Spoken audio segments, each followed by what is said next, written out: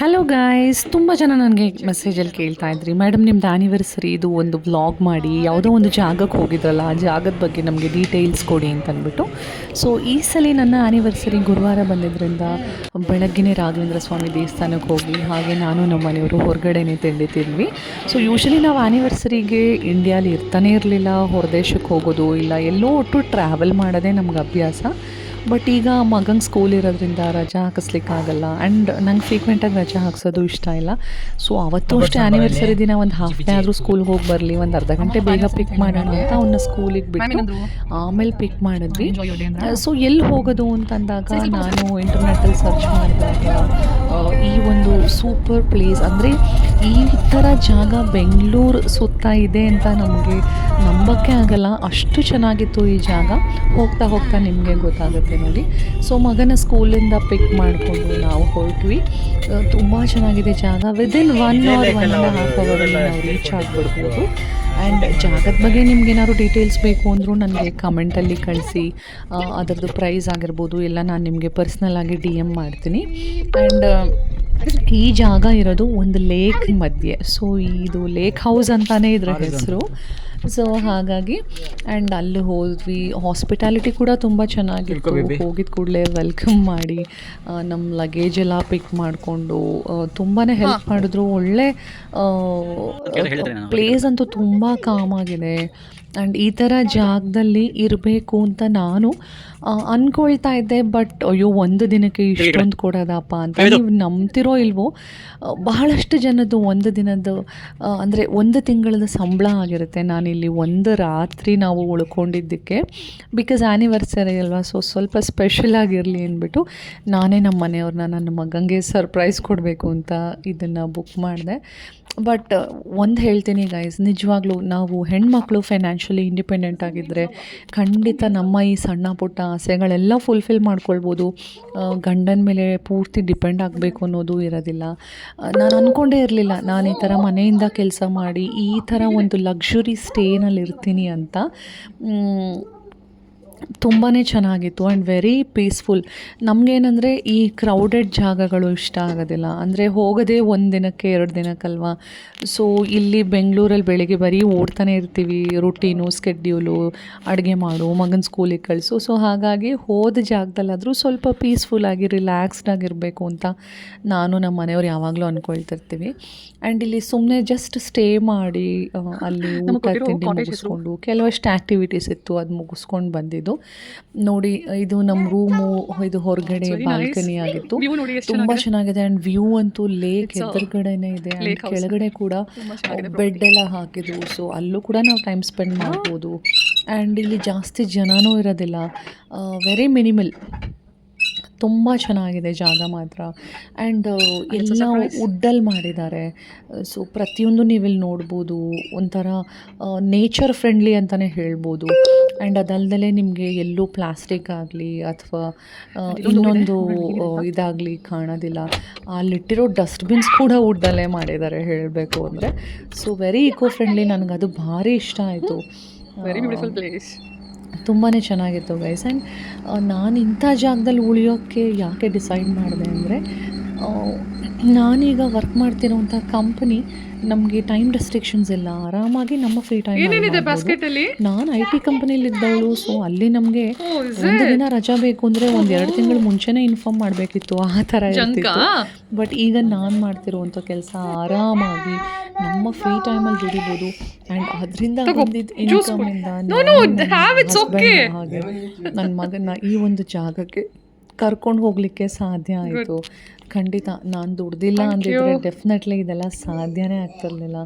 ಪೂರ್ತಿ ಡಿಪೆಂಡ್ ಆಗಿಬಿಡ್ತೀನಿ ನಮ್ಮ ಮನೆಯವ್ರ ಮೇಲೆ ಅಂತ ಅಂದ್ಕೊಂಡಿದ್ದು ನನಗೆ.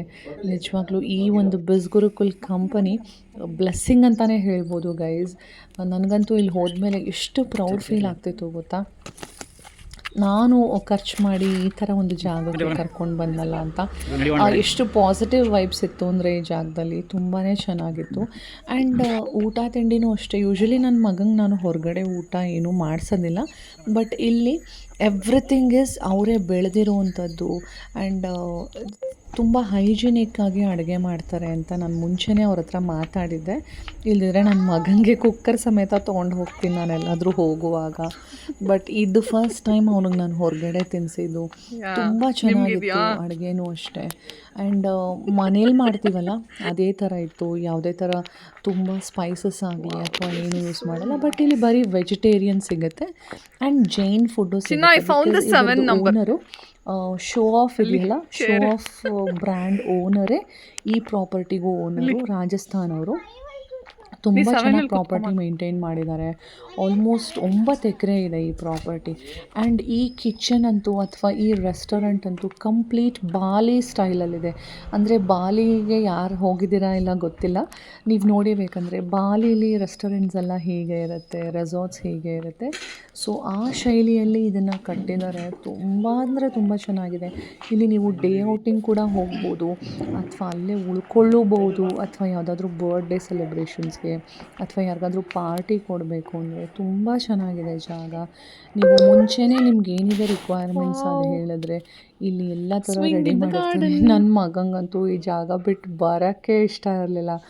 ಅಲ್ಲಿ ಸ್ವಿಂಗ್ ನೋಡಿ, ಸ್ವಿಂಗ್ ಎಲ್ಲ ಆಡಿಕೊಂಡು ತುಂಬಾ. ಆ್ಯಂಡ್ ಇಲ್ಲಿ ಇನ್ನೊಂದು ನನಗೆ ಮೇಜರ್ ಇಷ್ಟ ಆಗಿದೆ ಅಂದರೆ, ಯೂಶ್ವಲಿ ನಾವು ರೆಸಾರ್ಟ್ಗೆಲ್ಲ ಹೋದಾಗ ಅಡುಗೆ ಎಲ್ಲ ಮಾಡಿ ಒಂದು ಕಡೆ ಇಟ್ಬಿಡ್ತಾರೆ. ಸೊ ನಾವೇ ಎದ್ದು ಹೋಗಿ ಸರ್ವ್ ಮಾಡ್ಕೊಳ್ಬೇಕು. ಬಟ್ ಇಲ್ಲಿ ಹಾಗಲ್ಲ, ಅವರೇ ತಂದು ನಮಗೆ ಬಡಿಸ್ತಾರೆ. ನನಗಂತೂ ಅದು ತುಂಬ ಇಷ್ಟ ಆಯಿತು. ಯಾಕೆಂದರೆ ಮನೇಲಿ ನಾವೇ ಅಡುಗೆ ಮಾಡಿಕೊಂಡು ನಾವೇ ಹಾಕ್ಕೊಂಡು ಬಂದು ತಿಂದು ಎದ್ದು ಹೋಗಿ ಬರ್ತಾ ಇರಬೇಕು. ನನಗದು ಇಷ್ಟನೇ ಆಗೋದಿಲ್ಲ.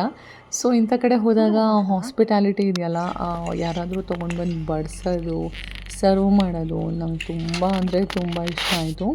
ಆ್ಯಂಡ್ ಎಲ್ಲ ಥರ ಫುಡ್ಡು ಇಲ್ಲಿ ಸಿಗುತ್ತೆ ಗೈಸ್, ಅಂದರೆ ವೆಜಿಟೇರಿಯನ್ನು. ಸೊ ಸ್ಟಾರ್ಟರು ಒಂದು ಕ್ಯಾಪ್ಸಿಕಮ್ ಮತ್ತು ಪೊಟ್ಯಾಟೊ ಥರ ಏನೋ ಮಾಡಿದರು, ಅದು ತುಂಬ ಚೆನ್ನಾಗಿತ್ತು. ಆ್ಯಂಡ್ ಪುಲ್ಕಾಸ್ ಅಂತೂ ತುಂಬ ಸಾಫ್ಟಾಗಿ ತುಂಬ ಅಂದರೆ ತುಂಬ ಚೆನ್ನಾಗಿತ್ತು. ಅಂದರೆ ತಿಂತಾಯಿದ್ರೆ ಅದು ಆ ಫ್ರೆಶ್ನೆಸ್ ಆಗಲಿ ಅಥವಾ ಹೋಮ್ ಮೇಡ್ ಥರ ಫೀಲ್ ಆಗಲಿ ತುಂಬ ಅನಿಸತ್ತೆ. ಆ್ಯಂಡ್ ನೋಡಿ ಎಲ್ಲ ಎಂಜಾಯ್ ಮಾಡ್ತಾಯಿದ್ದೀವಿ. ಆ್ಯಂಡ್ ನಾನೇನು ಹೇಳಲಿಕ್ಕೆ ಇಷ್ಟಪಡ್ತೀನಿ ಅಂದರೆ, ತುಂಬ ಜನ ಹೆಣ್ಮಕ್ಳು ಅಡುಗೆ ಮನೆ ಆಯಿತು, ನಾವಾಯಿತು, ನಮ್ಮ ಸಂಸಾರ ಆಯಿತು ಅಂತ ಇದ್ದು ಬಿಡ್ತೀವಿ. ಸೊ ಆ ಥರ ಮಾಡೋಕ್ಕೆ ಹೋಗಬೇಡಿ. ಹೆಣ್ಮಕ್ಳು ಫೈನಾನ್ಷಿಯಲಿ ಇಂಡಿಪೆಂಡೆಂಟ್ ಆಗಬೇಕು ಅಲ್ವಾ. ನಾವು ಯಾರಿಗೂ ಏನೂ ಕಮ್ಮಿ ಇಲ್ಲ. ಆದರೆ ಹೌದು, ಮಗು ನೋಡ್ಕೊಳ್ಳೋ ಸಲುವಾಗಿ ತುಂಬ ಜನ ಹೆಣ್ಮಕ್ಳು 9 to 5 ಜಾಬ್ನ ಬಿಟ್ಟಿರ್ತೀವಿ ಅಥವಾ ಮನೇಲಿ ಕೆಲ್ಸಕ್ಕೆ ಹೋಗಬೇಡ ಅಂದಿರ್ತಾರೆ. ಅಂಥವರೆಲ್ಲ ಒಂದೊಂದು ರೂಪಾಯಿಗೂ ಗಂಡನ ಹತ್ರ ಅಥವಾ ಮದುವೆ ಆದಮೇಲೂ ಇನ್ನೂ ಕೂಡ ಸುಮಾರು ಜನ ಹೆಣ್ಮಕ್ಳು ತಂದೆ ತಾಯಿನ ದುಡ್ಡು ಕೇಳ್ತಿರ್ತಾರೆ. ಅದು ಎಷ್ಟು ಮಾತ್ರ ಸರಿ? ಇವಾಗ ದುಡ್ಕೊಳ್ಳೋ ಅವಕಾಶ ಸಿಕ್ಕಿದಾಗ ನಾವೇ ದುಡ್ಕೊಳ್ಬಹುದು ಅಲ್ವಾ. ನಾವು ಆದಷ್ಟು ಇಂಡಿಪೆಂಡೆಂಟ್ ಆಗಿರೋದೇ ಒಳ್ಳೆಯದು. ಕೊಡೋರು ಎಷ್ಟು ದಿನ ಕೊಡ್ತಾರೆ ಅಥವಾ ಕೊಟ್ಟರು ಎಷ್ಟು ಒಳ್ಳೆ ರೀತಿಯಿಂದ ಕೊಡ್ತಾರೆ. ಅವ್ರದ್ದೇ ಆದಂಥ ಕಮಿಟ್ಮೆಂಟ್ಸ್ ಇರುತ್ತೆ. ಆ್ಯಂಡ್ ಕೆಲವರು ಬೈಕೊಂಡು ಕೊಡ್ತಾರೆ, ಕೆಲವರು ಹಿಂದೆ ಬೈತಾರೆ, ಕೆಲವರು ಮುಖದ ಮೇಲೆ ಮಾತಾಡ್ತಾರೆ. ಸೊ ಅದನ್ನೆಲ್ಲ ಯೋಚನೆ ಮಾಡಿದ್ರೆ ನಾವು ನಮ್ಮ ಕಾಲ ಮೇಲೆ ನಿಂತ್ಕೊಳ್ಳೋದು ಒಳ್ಳೆಯದು ಅಂತ ನನಗನ್ಸುತ್ತೆ. 5,000 ಬರಲಿ 10,000 ಬರಲಿ, ನಾವು ದುಡ್ದಿದ್ದು ಅನ್ನೋ ಹೆಮ್ಮೆ ನಮಗೆ ಖಂಡಿತ ಇರುತ್ತೆ. ಆ್ಯಂಡ್ ನಮಗೆ ಮೋಟಿವೇಶನ್ ಕೂಡ ಆಗುತ್ತೆ. ಹೌದು, ನಾನು ದುಡ್ದು ದುಡ್ಡಲ್ಲಿ ನಾನು ಖರ್ಚು ಮಾಡ್ತಾಯಿದ್ದೀನಿ, ನಾನು ಯಾರನ್ನೂ ಏನೋ ಕೇಳೋ ಪರಿಸ್ಥಿತಿಲಿಲ್ಲ. ದುಡ್ಡು ಮಾಡೋದು ಬರೀ ಖರ್ಚು ಮಾಡೋಕ್ಕಲ್ಲ. And that is one kind of freedom ನಮಗೆ. ನಮಗೊಂಥರ ಹೌದು, ಇವಾಗ 2 ರೂಪಾಯಿ ಜಾಸ್ತಿ ಕೊಟ್ಟರು ನಾವು ಹೌದು ನಮಗೆ ಖರ್ಚು ಮಾಡುವಂಥ ಫ್ರೀಡಮ್ ಇದೆ, ನಾವು ಮಾಡ್ತೀವಿ ಅನ್ನೋ ಮನೋಭಾವ ನಮಗಿದ್ದೇ ಇರುತ್ತಲ್ವ. That is the one main reason. ನಾನು ಈ ಸ್ಟೇನಲ್ಲಿರೋ ಅಷ್ಟೊತ್ತೂ ನಾನು ಅದನ್ನೇ ಯೋಚನೆ ಮಾಡ್ತಿದ್ದಿದ್ದು. ಆ್ಯಂಡ್ ಇಲ್ಲಿ ಡೆಸರ್ಟ್ಸ್ ಅಂತ ಕೊಟ್ಟಿದ್ರು ಗೈಸ್, ತುಂಬ ಅಂದರೆ ತುಂಬ ಚೆನ್ನಾಗಿತ್ತು. Jamun, ice cream. ಮನೇಲಿ ಕೂಡ ನಾನು ಜಾಮೂನು ಅಷ್ಟು ಚೆನ್ನಾಗಿ ಮಾಡ್ತೀನೋ ಇಲ್ವೋ, ಇಲ್ಲಿ ಅಷ್ಟು ಚೆನ್ನಾಗಿತ್ತು ಜಾಮೂನಂತೂ. And everything is unlimited. ಇಷ್ಟೇ ತಿನ್ನಬೇಕು ಅಂತ ಏನೂ ಇಲ್ಲ, ಎಲ್ಲ ಅನ್ಲಿಮಿಟೆಡು, ಎಷ್ಟು ಬೇಕಾದ್ರೂ ತಿನ್ಬೋದು. ನನ್ನ ಮಗ ಅಂತೂ ಜಾಮೂನ್ ಅಂತ ಫೇವ್ರೆಟ್ ಅಂದರೆ ಫೇವ್ರೇಟು. ಜೊತೆಗೆ ಐಸ್ ಕ್ರೀಮ್ ಇದ್ಬಿಟ್ರಂತೂ ಇನ್ನೂ ಸರಿ.